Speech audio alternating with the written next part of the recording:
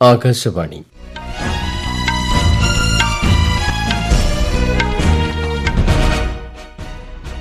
നമസ്കാരം. വാർത്തകൾ വായിക്കുന്നത് തുളസീദാസ് പരമേശ്വരൻ.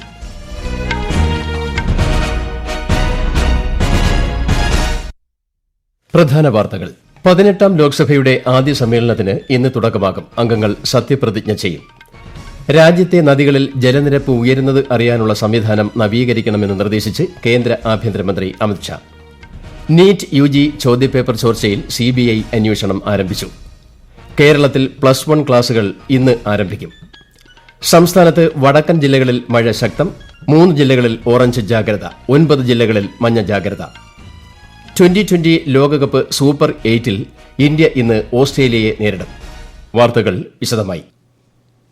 18ാം ലോക്സഭയുടെ ആദ്യ സമ്മേളനത്തിന് ഇന്ന് തുടക്കമാകും. പുതുതായി തെരഞ്ഞെടുക്കപ്പെട്ട അംഗങ്ങളുടെ സത്യപ്രതിജ്ഞ ഇന്ന് നടക്കും.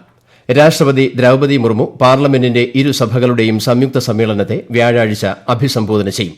വിശദാംശങ്ങളിലേക്ക്. ലോക്സഭാ സമ്മേളനത്തിന് മുന്നോടിയായി രാഷ്ട്രപതി ഭവനിൽ വെച്ച് പ്രോടൈം സ്പീക്കർ ഭർതൃഹരി മഹ്താബിന് രാഷ്ട്രപതി ദ്രൌപദി മുർമു സത്യവാചകം ചൊല്ലിക്കൊടുക്കും. തുടർന്ന് ലോക്സഭയിൽ പ്രോടൈം സ്പീക്കർ പുതുതായി തിരഞ്ഞെടുക്കപ്പെട്ട ലോക്സഭാ അംഗങ്ങൾക്ക് സത്യവാചകം ചൊല്ലിക്കൊടുക്കും. ആദ്യം ലോക്സഭാ നേതാവ് കൂടിയായ പ്രധാനമന്ത്രി നരേന്ദ്രമോദിക്കാണ് സത്യവാചകം ചൊല്ലിക്കൊടുക്കുക. സഭാ നടപടികൾ നിയന്ത്രിക്കാൻ പ്രോടൈം സ്പീക്കറെ സഹായിക്കാൻ നിയമിതരായ മുതിർന്ന അംഗങ്ങളുടെ സത്യപ്രതിജ്ഞ തുടർന്ന് നടക്കും. പിന്നാലെ കേന്ദ്രമന്ത്രിമാർ സത്യപ്രതിജ്ഞ ചെയ്യും. അതിനുശേഷം പുതിയ അംഗങ്ങളെ സംസ്ഥാനങ്ങളുടെ പേരിന്റെ മുൻഗണനാടിസ്ഥാനത്തിൽ സത്യപ്രതിജ്ഞയ്ക്ക് വിളിക്കും. പുതിയ ലോക്സഭാ സ്പീക്കറുടെ തിരഞ്ഞെടുപ്പ് ബുധനാഴ്ച നടക്കും. രാഷ്ട്രപതി ദ്രൌപദി മുർമു പാർലമെന്റിന്റെ ഇരുസഭകളുടെയും സംയുക്ത സമ്മേളനത്തെ വ്യാഴാഴ്ച അഭിസംബോധന ചെയ്യും. വ്യാഴാഴ്ച രാജ്യസഭയുടെ സമ്മേളനം ആരംഭിക്കും. അടുത്ത മാസം 3 വരെയാണ് പാർലമെന്റ് ചേരുന്നത്. മെഡിക്കൽ പ്രവേശന പരീക്ഷയായ നീറ്റും മറ്റു ചില ദേശീയ പരീക്ഷകളും റദ്ദാക്കപ്പെട്ട പശ്ചാത്തലത്തിലാണ് പാർലമെന്റ് സമ്മേളനം ചേരുന്നത്. ആദ്യ സമ്മേളനമാണെങ്കിലും പരീക്ഷാ വിജയം വിടാൻ പ്രതിപക്ഷം തയ്യാറല്ലെന്നാണ് സൂചനയെന്ന് ആകാശവാണി ഡൽഹി ലേഖകൻ റിപ്പോർട്ട് ചെയ്യുന്നു. ന്യൂസ് ഡെസ്ക്,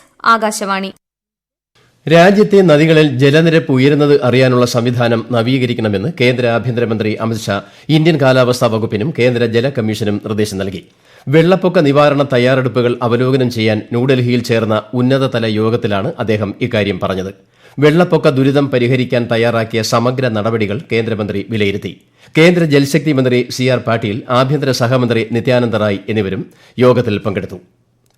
നീറ്റ് യുജി ചോദ്യപേപ്പർ ചോർച്ചയിൽ സിബിഐ അന്വേഷണം ആരംഭിച്ചു. വിദ്യാഭ്യാസ മന്ത്രാലയത്തിലെ ഉന്നത വിദ്യാഭ്യാസ വകുപ്പ് ഡയറക്ടറുടെ പരാതിയിലാണ് FIR രജിസ്റ്റർ ചെയ്തതെന്ന് CBI വൃത്തങ്ങൾ അറിയിച്ചു. കേസ് അന്വേഷിക്കാൻ CBI പ്രത്യേക സംഘത്തിന് രൂപം നൽകി. ലോക്കൽ പോലീസ് കേസുകൾ രജിസ്റ്റർ ചെയ്ത പട്നയിലേക്കും ഗോധ്രയിലേക്കും പ്രത്യേക CBI സംഘത്തെ നിയോഗിച്ചു. വിദ്യാർത്ഥികളുടെ ഭാവി സുരക്ഷിതമാക്കാൻ ഉചിതമായ നടപടികളാണ് കേന്ദ്ര സർക്കാർ കൈക്കൊള്ളുന്നതെന്ന് UGC ചെയർമാൻ മമിഡാല ജഗദീഷ് കുമാർ. പരീക്ഷകളുടെ വിശ്വാസ്യത ഉറപ്പാക്കാൻ നിരവധി നടപടികൾ സർക്കാർ സ്വീകരിച്ചു വരികയാണെന്നും അദ്ദേഹം ആകാശവാണി വാർത്തകളോട് പറഞ്ഞു. നീറ്റ് യുജിയിൽ 1563 വിദ്യാർത്ഥികൾക്ക് വേണ്ടി ഇന്നലെ പുനഃപരീക്ഷ നടത്തി. ഛത്തീസ്ഗഡ്, ഗുജറാത്ത്, ഹരിയാന, മേഘാലയ, ചണ്ഡിഗഡ് എന്നീ സംസ്ഥാനങ്ങളിലെ 7 കേന്ദ്രങ്ങളിൽ 813 പേരാണ് പരീക്ഷ എഴുതിയത്. 750 പേർ പുനഃപരീക്ഷയ്ക്ക് ഹാജരായില്ല. അബുദാബിയിൽ നടന്ന 10ാമത് യോഗ ദിനാഘോഷ പരിപാടിയിൽ വിദേശകാര്യമന്ത്രി S ജയശങ്കർ പങ്കെടുത്തു. UAEയിൽ ഔദ്യോഗിക സന്ദർശനം നടത്തുന്ന അദ്ദേഹം അബുദാബിയിലെ ഹിന്ദു ക്ഷേത്രവും സന്ദർശിച്ചു. ഇരു രാജ്യങ്ങളും തമ്മിലുള്ള സൌഹൃദത്തിന്റെ പ്രതീകമാണ് ക്ഷേത്രമെന്നും ലോകത്തിന് മുഴുവൻ ഇത് മാതൃകാപരമായ സന്ദേശം നൽകുന്നുണ്ടെന്നും അദ്ദേഹം സമൂഹമാധ്യമത്തിൽ കുറിച്ചു. ഉത്തരാഖണ്ഡിൽ ഏകീകൃത സിവിൽ കോഡ് നടപ്പാക്കിയ മുഖ്യമന്ത്രി പുഷ്കർ സിംഗ് ധാമിക്ക് ഡോക്ടർ ശ്യാമപ്രസാദ് മുഖർജി പുരസ്കാരം നൽകി ആദരിച്ചു. ദീപ് കമൽ ഫൌണ്ടേഷന്റെ നേതൃത്വത്തിൽ മുംബൈയിൽ നടന്ന ചടങ്ങിലാണ് പുരസ്കാരം സമ്മാനിച്ചത്. ജമ്മുകശ്മീരിലെ ശ്രീനഗർ നഗരത്തെ വേൾഡ് ക്രാഫ്റ്റ്സ് കൌൺസിൽ ഔദ്യോഗികമായി വേൾഡ് ക്രാഫ്റ്റ് സിറ്റിയായി പ്രഖ്യാപിച്ചു. കരകൌശല വിദഗ്ധരുടെ കഠിനാധ്വാനത്തിന്റെയും അസാധാരണമായ കഴിവിന്റെയും തെളിവാണ് ഈ അംഗീകാരമെന്ന് ലഫ്റ്റനന്റ് ഗവർണർ മനോജ് സിൻഹ പറഞ്ഞു. ഈ വാർത്തകൾ ആകാശവാണിയിൽ നിന്ന്. ഛത്തീസ്ഗഡിലെ സുഖ്മ ജില്ലയിൽ ഇന്നലെ മാവോയിസ്റ്റുകളുടെ കുഴിബോംബ് ആക്രമണത്തിൽ വീരമൃത്യു വരിച്ച മലയാളി ജവാന്റെ ഭൌതിക ശരീരം ഇന്ന് നാട്ടിലെത്തിക്കും. ഇന്നലെയുണ്ടായ സ്ഫോടനത്തിൽ 2 CRPF ജവാന്മാരാണ് വീരമൃത്യു വരിച്ചത്. തിരുവനന്തപുരം പാലോട് സ്വദേശി വിഷ്ണുവും UP സ്വദേശി ശൈലേന്ദ്രയുമാണ് മരിച്ചത്. CRPFിലെ കോബ്ര യൂണിറ്റ് അംഗങ്ങളാണ് ഇരുവരും. 10 വർഷത്തിലേറെയായി CRPFിൽ സേവനം അനുഷ്ഠിക്കുന്ന വിഷ്ണു 1.5 മാസം മുമ്പാണ് നാട്ടിൽ വന്നത്. 15ാം കേരള നിയമസഭയുടെ 11ാം സമ്മേളനം തുടരുന്നു. ബജറ്റിലെ ധനാഭ്യർത്ഥനകളെ സംബന്ധിച്ച ചർച്ചയും വോട്ടെടുപ്പും ഇന്ന് നടക്കും. അടുത്ത മാസം 25 വരെ സമ്മേളനം നീളും. സംസ്ഥാന പട്ടികജാതി പട്ടികവർഗ ക്ഷേമ മന്ത്രിയായി OR കേളു സത്യപ്രതിജ്ഞ ചെയ്തു. ഇന്നലെ വൈകിട്ട് രാജ്ഭവനിൽ നടന്ന ചടങ്ങിൽ ഗവർണർ ആരിഫ് മുഹമ്മദ് ഖാൻ സത്യവാചകം ചൊല്ലിക്കൊടുത്തു. മാനന്തവാടി MLA-യായ OR കേളു സഗൌരവമാണ് സത്യപ്രതിജ്ഞ ചെയ്തത്. സത്യപ്രതിജ്ഞയ്ക്ക് ശേഷം സെക്രട്ടേറിയറ്റ് നോർത്ത് ബ്ലോക്കിലെ ഓഫീസിലെത്തി അദ്ദേഹം ചുമതലയേറ്റു. മന്ത്രിയായിരുന്ന കെ രാധാകൃഷ്ണൻ പാർലമെന്റ് അംഗമായി തെരഞ്ഞെടുക്കപ്പെട്ട സാഹചര്യത്തിലാണ് OR കേളു മന്ത്രിസഭയിൽ എത്തിയത്. കേരളത്തിൽ +1 ക്ലാസുകൾ ഇന്ന് ആരംഭിക്കും. തിരുവനന്തപുരം കോട്ടൺ ഹിൽ സ്കൂളിൽ വിദ്യാർത്ഥികളെ മന്ത്രി വി ശിവൻകുട്ടി സ്വീകരിക്കും. 3.22 ലക്ഷത്തിലേറെ കുട്ടികൾ ആദ്യ ദിനം ക്ലാസുകളിൽ എത്തും. മുഖ്യ അലോട്ട്മെന്റ് വെള്ളിയാഴ്ച പൂർത്തിയായി. ഓരോ സ്കൂളിലും അവശേഷിക്കുന്ന സീറ്റുകളുടെ പട്ടിക ജൂലൈ 2-ന് ഹയർ സെക്കൻഡറി വകുപ്പിന്റെ വെബ്സൈറ്റിൽ പ്രസിദ്ധീകരിക്കും. +1 സപ്ലിമെന്ററി പ്രവേശന നടപടികൾ ജൂലൈ 2-ന് ആരംഭിക്കും. സ്പോർട്സ് കോട്ടയിലേക്കും എയ്ഡഡ് സ്കൂളുകളിലെ മാനേജ്മെന്റ് കമ്മ്യൂണിറ്റി കോട്ടകളിലേക്കുമുള്ള സപ്ലിമെന്ററി പ്രവേശനം ജൂലൈ 1-ന് അവസാനിക്കും. ജൂലൈ 31-ന് പ്രവേശന നടപടികൾ പൂർത്തിയാകും. കേരളത്തിൽ വടക്കൻ ജില്ലകളിൽ അതിതീവ്ര മഴ തുടരുന്നു. ഇന്ന് കോഴിക്കോട്, കണ്ണൂർ, കാസർഗോഡ് ജില്ലകളിൽ അതിശക്തമായ മഴയ്ക്കുള്ള ഓറഞ്ച് ജാഗ്രത പ്രഖ്യാപിച്ചു. പത്തനംതിട്ട, ആലപ്പുഴ, കോട്ടയം, ഇടുക്കി, എറണാകുളം, തൃശൂർ, പാലക്കാട്, മലപ്പുറം, വയനാട് ജില്ലകളിൽ ഇന്ന് മഞ്ഞ ജാഗ്രതയാണ്. വ്യാഴാഴ്ച വരെ കേരളം, കർണാടക, ലക്ഷദ്വീപ് തീരങ്ങളിൽ മീൻപിടുത്തം പാടില്ല. കേരള തീരത്ത് കള്ളക്കടൽ പ്രതിഭാസത്തിനും ഉയർന്ന തിരമാലയ്ക്കും സാധ്യതയുള്ളതിനാൽ ജാഗ്രത പാലിക്കണം. 2020 പുരുഷ ലോകകപ്പ് ക്രിക്കറ്റ് സൂപ്പർ 8-ൽ ഇന്ത്യ ഇന്ന് ഓസ്ട്രേലിയയെ നേരിടും. ഇന്ത്യൻ സമയം രാത്രി 8 മണിക്കാണ് കളി. സെമി ഫൈനലിലേക്കുള്ള പ്രവേശനം ഉറപ്പിക്കണമെങ്കിൽ ഇന്ത്യയ്ക്ക് ഇന്നത്തെ കളി ജയിക്കണം. ആന്റിഗ്വയിലെ നോർത്ത് സൌണ്ടിലെ സർ വിവിയൻ റിച്ചാർഡ്സ് സ്റ്റേഡിയത്തിൽ ഇപ്പോൾ നടക്കുന്ന മത്സരത്തിൽ ദക്ഷിണാഫ്രിക്ക വെസ്റ്റ് ഇൻഡീസിനെ നേരിടുന്നു.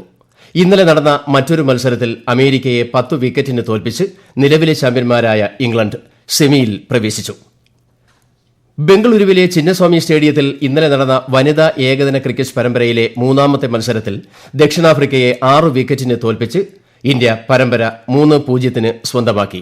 Opener Smriti Mandhana 116 റൺസെടുത്തു. Euro cup ഫുട്ബോളിൽ ഇന്നലെ രാത്രി നടന്ന സ്വിറ്റ്സർലാൻഡ് ജർമ്മനി മത്സരം ഓരോ ഗോൾ നേടി സമനിലയിൽ കലാശിച്ചു. മറ്റൊരു കളിയിൽ സ്കോട്ട്ലാൻഡിനെ ഹംഗറി 1 ഗോളിന് പരാജയപ്പെടുത്തി.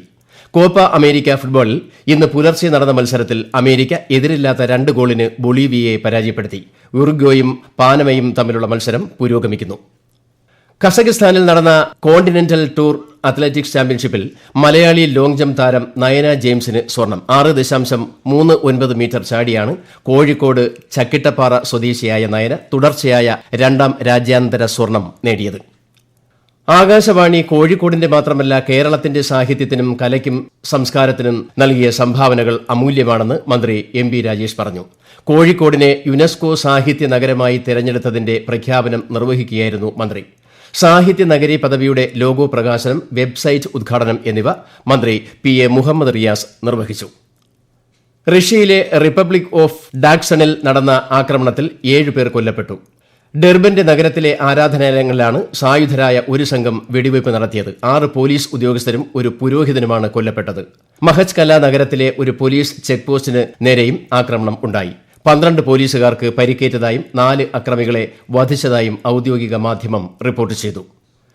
ഡൽഹി മന്ത്രി സൌരഭ് ഭരദ്വാജിന്റെ നേതൃത്വത്തിലുള്ള സംഘം ലഫ്റ്റനന്റ് ഗവർണർ വിനയ് കുമാർ സക്സേനയെ സന്ദർശിച്ച് ഡൽഹിയിലേക്ക് അധിക വെള്ളം വിട്ടുനൽകാൻ ഹരിയാന സർക്കാരുമായി ചർച്ച ചെയ്യണമെന്ന് അഭ്യർത്ഥിച്ചു.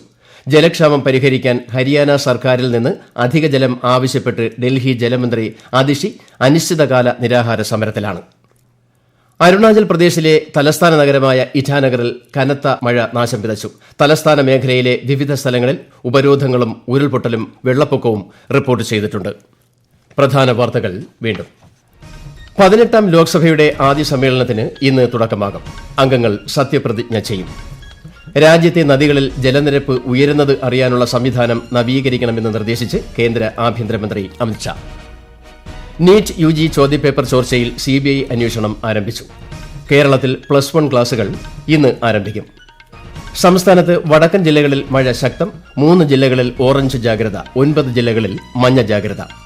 2020 ലോകകപ്പ് സൂപ്പർ 8-ൽ ഇന്ത്യ ഇന്ന് ഓസ്ട്രേലിയയെ നേരിടും. വാർത്തകൾ കഴിഞ്ഞു. അടുത്ത വാർത്താ പ്രക്ഷേപണം ഉച്ചയ്ക്ക് 12:30.